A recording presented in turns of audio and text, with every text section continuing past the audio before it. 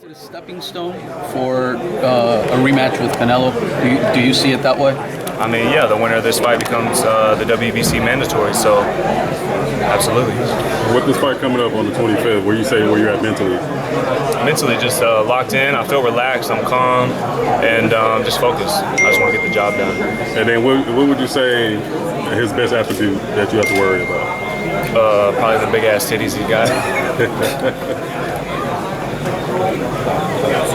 How does it feel to be able to fight in Vegas with your fans close by? It feels good, you know. Fought in Vegas before, and you know, I'm excited to be back in the Mecca of boxing. You know, MGM Grand Live. This is what kids dream of. You know, any person who's been halfway serious and lace up a pair of boxing gloves, they dream of to be, you know, main event, Showtime, and pay-per-view, you know, at the MGM Grand. So.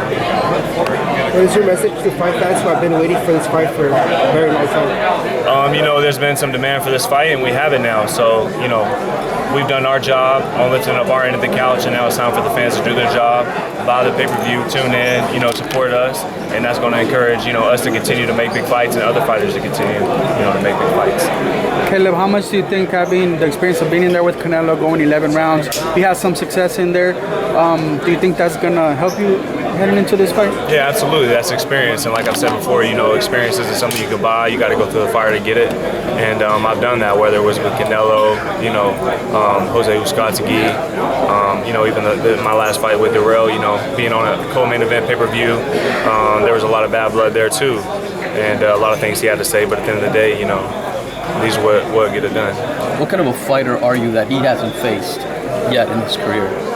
I can do a lot of things, you know. I feel like a lot of the people he's fought have been one-dimensional. IQ has been decent, but nowhere near, I mean, not even the same universe as what I'm able to do on fight night. So just, you know, tune in and you'll see. Caleb, does your mood change, your mentality change after today, after this press conference, and how it went down?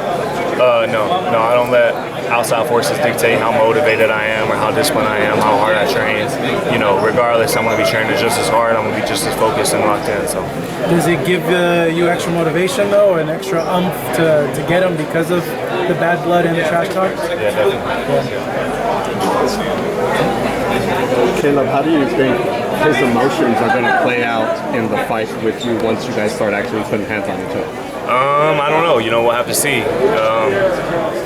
Like I said, a million things. It's just speculation at this point. So, you know, if that's what he feels like he needs to do to get himself up and prepared and feel like he's a tough guy and do a bunch of yelling and, you know, yip-yapping and shit like that, then do what you got to do. Does that not bother you at all? None of that stuff? No, that stuff don't bother me. I've been boxing a long time at a high level. You know, I'm a Golden Glove national champion. I'm an Olympic trialist. I'm an Olympic alternate. You know, I fought in the WSB. You know, even, you know, these pro fights that we mentioned with Jose and Darrell, you know, I've been through a lot of this for a long time. So things like that don't really, you know, get me amped up or anything. We did, however, see you at the end of the Darrell fight, you know, kind of do the shovel, like the old school Tito Ortiz, kind of put him in the dirt type thing. Will we see something like that if you were to get a victory on March 25th? I don't know. It's not like that was premeditated. I didn't have that plan or anything. It was just in the moment. And so again, you know, you want to see a celebration of the year, you got to tune in. You had the T-shirt plan though. Yeah, I did have that. That was premeditated. Yeah.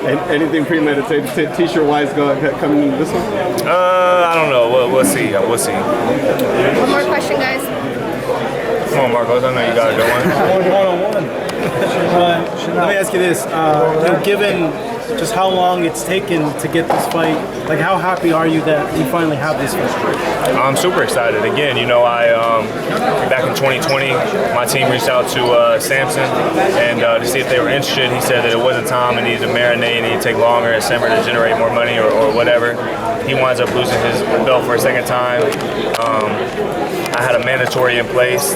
My team comes to me and says, hey, we do one more mandatory against Caleb. True, actually, I have a year's free and worth to get that Canelo fight. We're going to get that in. I said, let's make it happen. And then all of a sudden, you know, they wanted to make the fight happen, but I was moving on to bigger and better things at that time. And things worked out how they worked out. We're here now. It's great for boxing. It's great for me. It's great for the fans. So, Caleb, just curious, if Bibol was to come down all the way to 168 to rematch Canelo, it looks like he's really taking that.